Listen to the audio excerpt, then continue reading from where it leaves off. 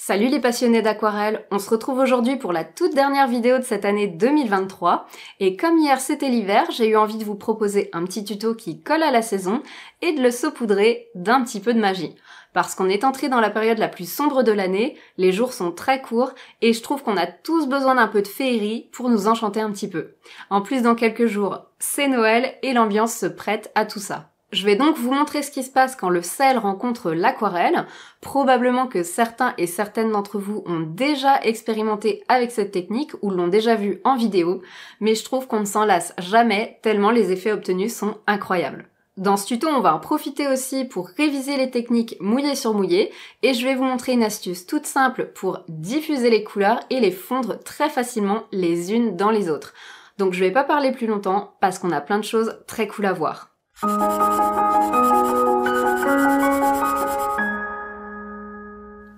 Pour ce tuto, je vais utiliser du papier aquarelle Fabriano Artistico 100% coton à grains fins de 300 g par mètre carré. J'insiste sur l'importance d'utiliser du papier 100% coton ici si vous voulez obtenir des résultats similaires aux miens. Si vous utilisez du papier cellulose ou du papier bambou ou un autre substitut, vous risquez de rencontrer des difficultés, donc vous êtes prévenus. Je vais aussi utiliser de l'aquarelle fine Van Gogh de Royal Talent en guise de peinture et 2 pinceaux ronds à pointe fine Black Velvet 3000S de la marque Silver Brush, un taille 8 correspondant à un diamètre de brosse de 5 mm et un taille 12 correspondant à un diamètre de brosse de 8 mm. Le taille 12 n'est pas une nécessité absolue, mais c'est pratique de l'avoir pour mouiller le papier plus rapidement. Additionnellement, il vous faudra de l'adhésif de masquage pour pouvoir en scotcher le long du cadre autour de vos peintures et pouvoir travailler tranquillement dans le mouillé sans craindre de déborder. Moi, je vais travailler sur des blocs collés 4 côtés, donc l'adhésif me servira juste à ça. Mais si vous travaillez sur des feuilles d'aquarelle libre, il peut en même temps vous servir à fixer votre papier sur un support qui tient l'eau, comme une planche en bois ou une ardoise Velleda. Ne fixez pas directement votre papier à votre bureau ou à votre table par contre, parce qu'on aura besoin d'incliner le support à certains moments. Je vous conseille l'adhésif de masquage de la marque Scotch qu'on peut trouver en magasin de bricolage ou même en supermarché. Après avoir testé d'autres adhésifs moins chers avec lesquels j'ai eu des problèmes, je prends toujours celui-là. Et pour ce tuto, il vous faudra aussi du sel pour pouvoir créer des effets magiques. Moi, je vais utiliser du sel de table de 2 types différents, du sel très fin, raffiné et iodé d'un côté et du sel brut un petit peu plus gros de l'autre. Comme d'habitude, vous pouvez télécharger les dessins des 2 projets que je vais vous proposer aujourd'hui pour les transférer sur votre papier aquarelle en décalquant ou en utilisant une tablette lumineuse. Les liens de téléchargement se trouvent en description. Je vous demande juste de garder les dessins pour votre usage personnel et de ne pas les rediffuser. Je vais commencer par vous donner quelques clés sur l'utilisation du sel en aquarelle, histoire que vous compreniez un petit peu comment ça marche. Quand on applique du sel sur de l'aquarelle mouillée, les grains de sel aspirent les liquides qui se trouvent autour d'eux. Donc en d'autres termes, ils aspirent la peinture et les pigments au fur et à mesure du séchage, ce qui crée progressivement une tache claire toute dentelée autour de chaque grain de sel. Quand on met tous les grains de sel bout à bout, on obtient un motif, ou plutôt une texture organique que je trouve totalement fascinante pour ma part. Le résultat obtenu est aléatoire, on ne contrôle pas vraiment ce qu'on va obtenir, c'est toujours un petit peu la surprise. Sachez juste que plus les grains de sel sont gros, plus les taches créées sont grosses aussi. Sur l'image, vous pouvez voir la différence entre la texture créée par le sel brut à gauche et le sel fin raffiné à droite. La texture obtenue avec le sel raffiné est beaucoup plus fine et les taches sont plus denses aussi. Forcément, plus les grains de sel sont petits, plus on peut en saupoudrer au même endroit. Pour que tout ça fonctionne, il faut appliquer le sel au bon moment pendant la phase mouillée, quand le papier brille encore mais qu'il n'est plus aussi imbibé qu'au début. S'il y a trop d'eau, comme c'est le cas juste après qu'on ait mouillé le papier, le sel se dissout complètement dans le liquide et on n'obtient pas du tout la même chose. Ici, on peut voir que le sel agit quand même, mais ça fait des grosses taches au lieu d'une texture toute piquetée. En revanche, si on met le sel trop tard, quand le papier commence à être trop sec et perd son brillant, le sel n'a pas ou peu d'effet parce qu'il ne peut plus absorber la peinture. Ici, on voit qu'il y a eu création de petites taches au centre du rectangle, là où le papier était encore un peu humide, mais ailleurs, le sel n'a eu que très peu d'effet parce que le papier était trop sec. Donc bien utiliser le sel, c'est une question de timing et je vous conseille de faire des essais dans des rectangles comme ça avant de vous lancer dans ce que je vais vous proposer aujourd'hui, sinon vous risquez des surprises et pas forcément des bonnes. Pour retirer le sel, moi je frotte avec un mouchoir. En temps normal, quand je suis pas obligée de me filmer en même temps, j'incline mon support au-dessus d'une poubelle pour que le sel tombe dedans, ça évite d'en mettre partout. Si des grains de sel sont vraiment collés, j'utilise des cartes en plastique, comme des vieilles cartes de fidélité, pour gratter et décoller les grains. Vous pouvez aussi utiliser une spatule ou un petit couteau à palette. Et il faut pas hésiter à effleurer la surface du bout des doigts pour s'assurer qu'il ne reste plus de grains collés nulle part. Maintenant que vous savez comment utiliser le sel, voici les projets du jour. D'un côté, je vous propose un petit chalet dans un paysage enneigé et de l'autre, un ours polaire qui regarde le ciel. Dans les deux cas, on va commencer par peindre le ciel à l'arrière-plan en utilisant exactement les mêmes techniques.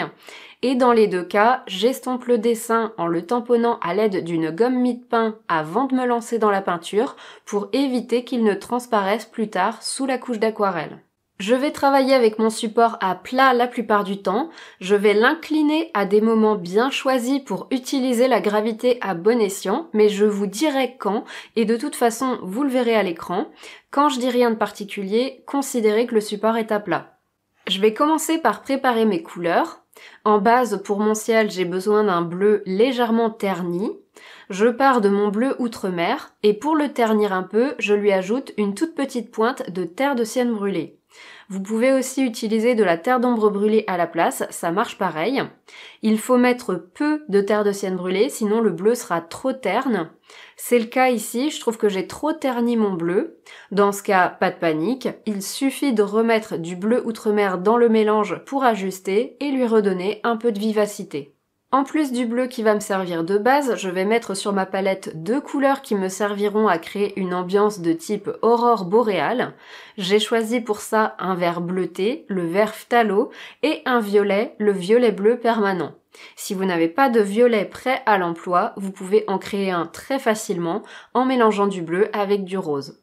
Une fois mes couleurs prêtes, il faut que je mouille tout le ciel pour pouvoir travailler dans le mouillé. Pour ça, je dois passer autour du chalet dans un cas et autour de l'ours dans l'autre. L'astuce pour passer proprement autour du chalet et de l'ours est la même. Si vous devez casser votre poignet pour passer autour, vous allez avoir du mal. Donc il faut tourner le support au fur et à mesure pour être toujours dans une position confortable pour suivre le contour. Moi, comme je suis droitière, la position la plus confortable, c'est quand le contour est sur la gauche et un petit peu au-dessus. Mais si vous êtes gaucher ou gauchère, ce sera l'inverse. Ce sera plus facile de conserver le contour à votre droite. Je vais garder mes deux pinceaux à portée de main pour mouiller le ciel. Pour suivre le contour, j'utilise le plus petit pinceau parce qu'il m'offre plus de précision, bien évidemment. Je vais simplement chercher de l'eau dans mon pot à eau et je viens la poser le long du contour pour mouiller le papier. L'eau de mon pot est légèrement bleutée. Je pourrais utiliser de l'eau totalement claire, mais en l'occurrence, le fait qu'elle soit un peu bleutée m'aide à voir où est-ce que je la pose et à bien suivre le contour proprement. Au fur et à mesure que j'avance, je continue de tourner mon support pour rester dans une position confortable et comme j'avance doucement, je passe régulièrement avec un peu d'eau sur les zones déjà mouillées pour les garder bien mouillées parce que sinon, le temps que j'arrive au bout, la première portion que j'ai mouillée aura déjà séché. Je pense aussi à déplacer régulièrement mon bord pour le garder actif parce que s'il sèche, je vais obtenir une limite nette dans mon ciel. Ça, c'est pas un problème si vous utilisez de l'eau bien claire, mais il faut y penser si vous utilisez de l'eau légèrement colorée comme moi, c'est le revers de la médaille. Une fois que j'ai mis de l'eau tout le long du contour, je prends mon plus gros pinceau pour finir de mouiller tout le reste du ciel. Je repasse bien partout pour répartir l'eau sur toute la surface. On veut que le papier brille, qu'il soit bien imbibé, mais on ne veut pas qu'il y ait des mares d'eau accumulées. Une fois que le papier est bien mouillé, on va pouvoir poser des couleurs. Je démarre avec mon bleu un peu terni puisque ce sera la couleur majoritaire. À chaque fois, je commence en posant du bleu le long du contour, à la pointe du pinceau, puis je chasse la couleur vers l'extérieur d'un seul mouvement, sans lever le pinceau, en faisant comme un filament dans le ciel qui rayonne depuis le chalet. Une fois de plus, je tourne mon support au fur et à mesure que j'avance le long du contour pour rester dans une position confortable pour détourer mon sujet proprement. Si à un endroit donné vous vous heurtez comme moi ici à un surplus d'eau accumulé et que ça vous empêche d'être précis, pensez de 1 à chasser l'eau vers l'extérieur avec votre pinceau pour l'évacuer et de 2 à éponger votre pinceau sur le chiffon avant de revenir travailler le long du contour. Le pinceau va absorber les surplus de liquide restants et vous retrouverez la précision nécessaire pour travailler dans les petits recoins. Une fois que j'ai bien suivi le contour avec mon bleu, je prends un peu de recul pour regarder où est-ce qu'il en manque, où est-ce qu'il y a un petit peu trop de vide, et je n'hésite pas à en rajouter pour étirer un peu certains des filaments que j'ai créés, avant de rincer mon pinceau pour aller chercher la couleur suivante. Je vais récupérer du vert phthalo et je viens le poser entre les zones bleues en mettant les couleurs en contact et même en les croisant à certains endroits pour créer des filaments verts. Je fais ensuite exactement la même chose avec le violet. Je réfléchis pas trop, je mets juste les couleurs là où ça me paraît bien, en gardant en tête mon ambiance d'aurore boréale. Je n'hésite pas non plus à remettre un peu de bleu si besoin. Laissez-vous guider par votre instinct ici. Vous pouvez aussi utiliser des couleurs moins concentrées, plus diluées, comme je l'ai fait dans cette version de l'ours, pour obtenir un ciel plus pâle. Je vous montrerai les différentes versions à la fin et vous verrez qu'elles sont toutes jolies, donc faites en fonction de vos préférences, selon que vous avez envie d'une atmosphère douce et diffuse ou bien d'une atmosphère plus colorée et contrastée. Alors à ce stade, vous vous dites peut-être que le ciel est très moche, et c'est le cas parce que les couleurs ne se mélangent pas bien. Il y a du liquide qui stagne un peu à certains endroits, les couleurs sont très foncées et en plus elles sont toutes rassemblées autour du chalet et tout le reste du ciel est encore blanc, donc c'est très bizarre. C'est là où on va se servir de la gravité pour faire de la magie en diffusant les couleurs. Pour ça, je mets tout simplement mon support à la verticale et comme le ciel est encore bien mouillé, la peinture se met à descendre et les couleurs commencent à se mélanger toutes seules. Pour éviter d'avoir un mouvement dans une seule direction, je tourne ensuite mon support pour faire bouger les couleurs dans une autre direction. Je les laisse se diffuser comme ça un moment, en observant ce qu'elles font, puis je tourne de nouveau mon support dans une autre direction. Et je continue comme ça de changer de sens pour diffuser mes couleurs, en faisant une petite pause à chaque fois pour leur donner le temps de descendre avec la gravité. Je passe grosso modo par toutes les directions avant de reposer mon support à plat sur la table. Et vous voyez que le ciel n'a plus du tout la même tête, les couleurs se sont vraiment étalées et fondues les unes dans les autres avec un superbe effet de flou, tout ça en laissant l'aquarelle travailler toute seule sous l'effet de la gravité, c'est assez magique. Après ça, je prends du recul pour observer ma peinture et me demander s'il faut continuer de travailler le ciel ou non. Ici, je trouvais qu'il y avait des espaces blancs trop importants à certains endroits. Dans ce cas, il faut pas hésiter à étaler la peinture depuis les zones bien colorées en la tirant à l'aide d'un pinceau propre et épongé, ou bien, si c'est pas suffisant, à ajouter de nouveau quelques couleurs dans le mouillé pour compléter. Et rien n'empêche d'incliner ensuite à nouveau le support pour bien diffuser ces couleurs nouvellement posées. Chaque ciel sera unique, donc ça sert à rien d'essayer de copier exactement ce que je fais ici, parce que c'est impossible. Même si vous faites plusieurs ciels en utilisant les mêmes techniques, ça ne se passera jamais exactement de la même manière. Lâchez prise sur l'envie de tout contrôler, observez plutôt ce que font vos couleurs sur le papier, bougez votre support en conséquence et laissez-vous porter par votre intuition. Au final, même si vous ne faites pas tout à fait les choses dans le même ordre que moi et que vous ne posez pas tout à fait les couleurs au même endroit, l'important c'est d'obtenir un résultat globalement similaire, à savoir un ciel aux couleurs diffuses dans lequel on ne peut pas dire où termine exactement une couleur et où commence une autre, tant elles se fondent les unes dans les autres sans transition. Une fois qu'on a ça, il est temps d'appliquer le sel parce que le papier est pile dans la bonne phase de séchage normalement, ni trop mouillé ni trop sec. Si vous voyez que c'est encore trop mouillé, attendez un peu pour éviter que votre sel ne se dissolve dans le liquide. Je commence par poser le sel brut, celui qui a les plus gros grains. Ici, j'ai volontairement imaginé des illustrations où vous pouvez vous lâcher et saupoudrer généreusement pour que ce soit fun. Il n'y a pas besoin de doser finement. Le seul conseil que je vous donne, c'est de saupoudrer en suivant la direction des espèces de lignes de couleur créées plutôt dans le mouillé, parce que la direction dans laquelle on saupoudre se voit à la fin, même si on n'a pas l'impression de prime abord vu tout ce qu'on met, et vous n'aurez pas le même résultat si vous saupoudrez de manière uniforme partout. Notez que je mets aussi le sel brut en plus grande quantité sur la bordure, le long du cadre, alors qu'au centre je le dépose seulement sur quelques lignes. À l'intérieur de l'image, j'utilise surtout le sel le plus fin, en saupoudrant généreusement. On peut même dire que je me lâche carrément avec le sel fin, dans le but d'obtenir une texture bien dense qui rappellera le givre et les flocons de neige. J'en mets aussi une bonne quantité sur la bordure pour compléter le sel brut. Je fais ça pour créer une impression particulière, comme si du givre s'était cristallisé depuis l'extérieur du ciel vers l'intérieur. Une fois le sel appliqué, il faut laisser sécher pour que ça agisse. Ici, c'est un cas où on est obligé de faire preuve de patience et de laisser sécher la peinture à son rythme, ce qui peut prendre plusieurs heures. Il faut surtout pas utiliser un sèche-cheveux pour faire sécher plus rapidement parce que si vous faites ça, vous allez couper l'action du sel. En gros, la peinture va sécher trop vite et le sel n'aura pas le temps de l'absorber, donc à la fin, vous n'obtiendrez pas la texture souhaitée. Mais l'attente vaut vraiment le coup parce qu'une fois que tout est sec, on obtient des choses absolument incroyables. Je trouve que la texture créée par le sel fait vraiment penser au givre et à l'hiver et j'ai beau l'avoir expérimenté plein de fois, je trouve toujours le résultat magique. Une fois le magnifique ciel terminé, il ne reste plus qu'à peindre les éléments qui se trouvent devant.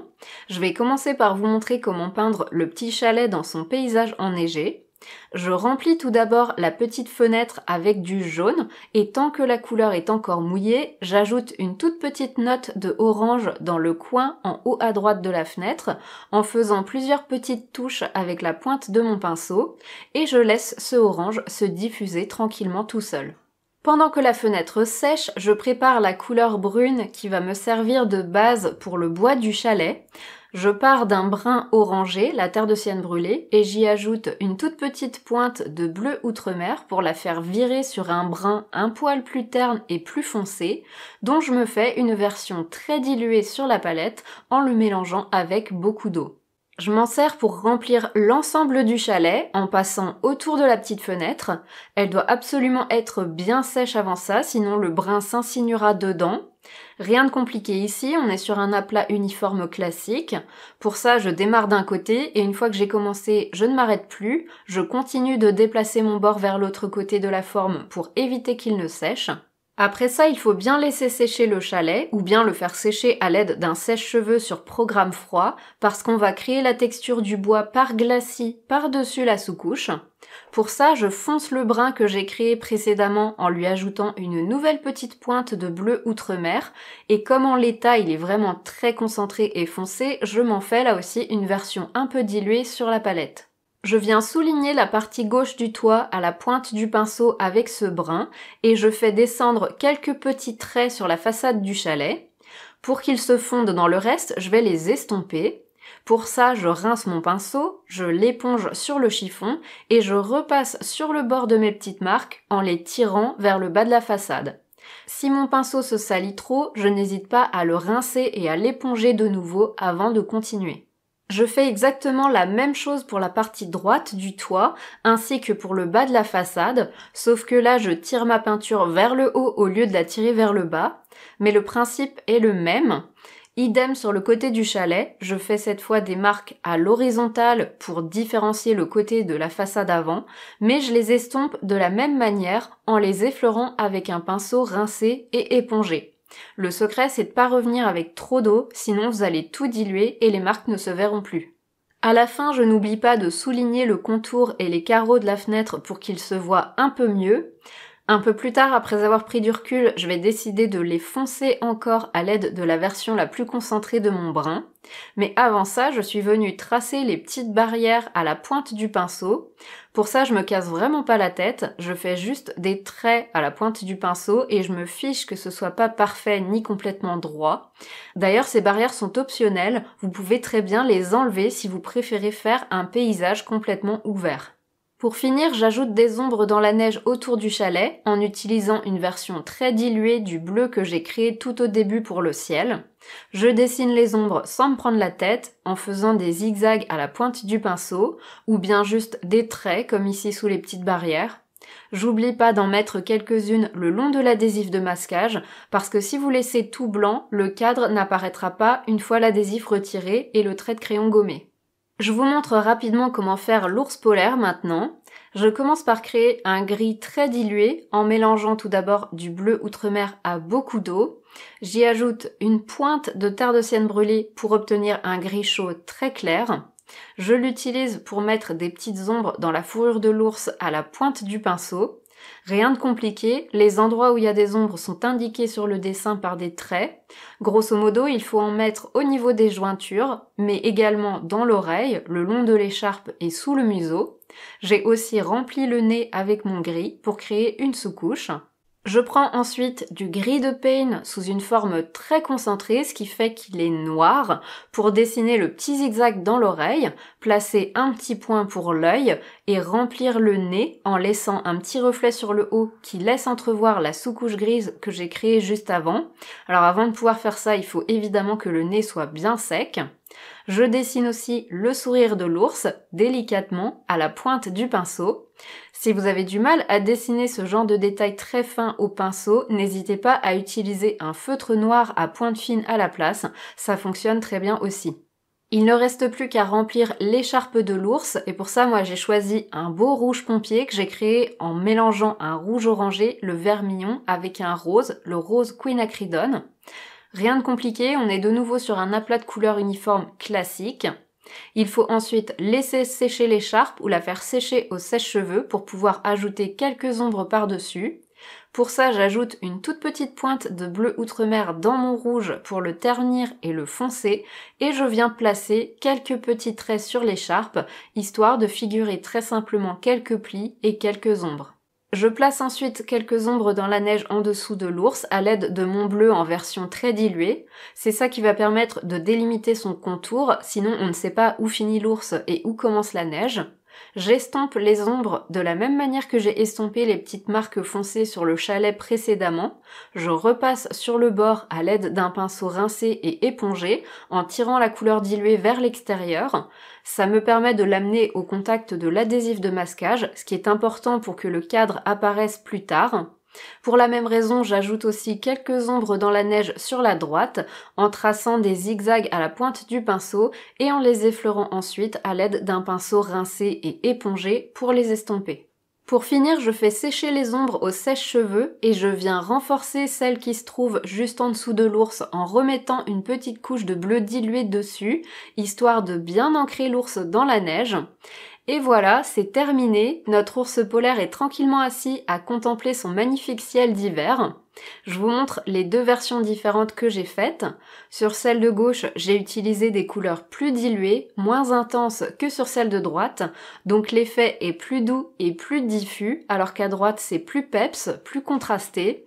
Mais dans les deux cas, la texture créée par le sel est absolument incroyable et je trouve que ça donne vraiment un aspect givré, parfait pour une scène hivernale. Si jamais vous vous lancez à réaliser l'ours polaire ou bien le chalet en suivant ce tuto et que vous postez le résultat sur les réseaux sociaux, pensez à me taguer dans votre publication ainsi qu'apprendre à dessiner pour qu'on soit notifié et qu'on puisse aller voir vos créations. Ça nous fait toujours plaisir et moi je suis vraiment très curieuse de voir à quoi vont ressembler vos ciels parce que je sais qu'il n'y en aura pas un seul pareil que l'autre. J'espère vraiment que ce tuto vous aura donné envie d'expérimenter avec le sel et l'aquarelle en tout cas. Si c'est le cas, pensez à mettre un pouce vers le haut pour soutenir la vidéo et partagez-moi votre avis en commentaire. Pour les nouveaux et les nouvelles sur la chaîne, pensez aussi à vous abonner en activant la petite cloche pour ne rien manquer des prochains tutos. Il faudra patienter un peu pour la suite parce qu'à partir de demain, je prends 2 semaines de vacances et il me faudra ensuite 1 semaine pour faire le montage du prochain tuto. Donc il y aura un petit creux de 3 semaines au lieu des 2 semaines habituelles. J'espère que vous me pardonnerez, j'ai pas pris de vacances depuis 1 an et là j'ai vraiment besoin d'un petit peu de repos. Si vous avez trouvé le tuto d'aujourd'hui un peu difficile, je vous conseille d'aller voir les 2 vidéos qui vont s'afficher à l'écran dans un instant. La première résume les techniques essentielles à maîtriser pour débuter en aquarelle, donc c'est toujours utile de la regarder. Et la seconde aborde plus en détail les techniques et les gestes pour poser des couleurs dans le mouillé, qu'il faut bien évidemment maîtriser pour réussir à faire les ciels dans les créations que je viens de vous proposer. Sur ce, je vous souhaite de très belles fêtes, profitez bien et rendez-vous en 2024.